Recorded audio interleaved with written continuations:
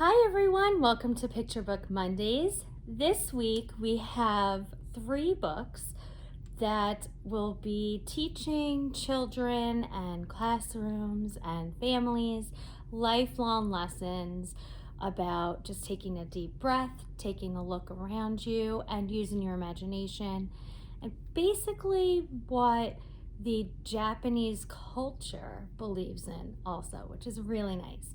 These books are all written by Jon Muth. They're also illustrated by him. And let's get started. I'm going to start with Zen Shorts. We have a panda bear here that is featured in all 3 of these books. And, I'm sorry, before we begin with that, I should tell you that all 3 of these books are also published by Scholastic Press. All right. So let's get back. Jon Muth uses this panda bear. Panda bear is a very influential animal in Japan and in Asian countries.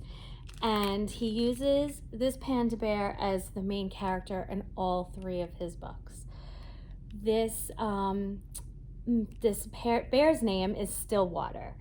And basically, there's a reason for this name, because when you're meditating and you're taking that deep breath and trying to get into a Zen kind of zone, you are very still. And if you were to have water nearby, the water should be very still as well, unless there's like a babbling stream or little bubbles, then it makes little puddles of water. But it's very gentle. So it's interesting that Jon really does use and grasp the Japanese culture in every aspect of his books.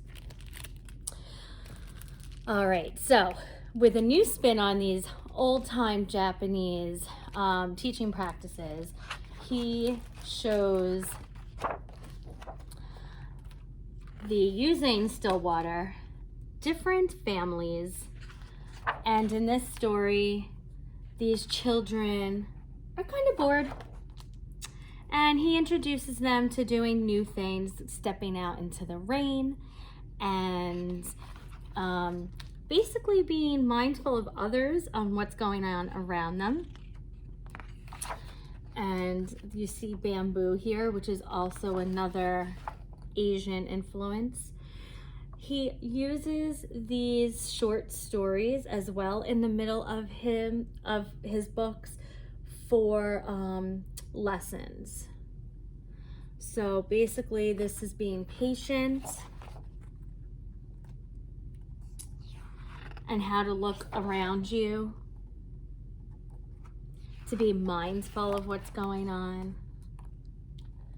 Okay, so this is Zen Shorts, and he also uses some poetry in his books as well. So if you're teaching about haikus, you will find them in there. Zen Ties talks about how we are all tied together in some way, shape, or form, and how we can help each other out.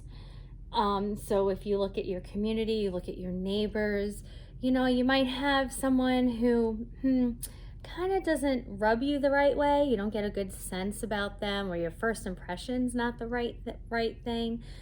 But if you really did introduce yourself to them and you took that moment to learn about who they are and why maybe they're a little bitter, a little angry, maybe they had something bad happen to them, you kind of learn a little lesson on how to deal with your anxiety when you meet people, and how to overcome that, and how you build lifelong lessons, and how we're all connected in one shape or form.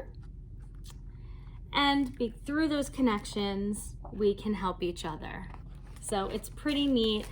And also there's always an author's note in the back of the story about Stillwater, where he started from, his character, and why he puts certain things into his writing.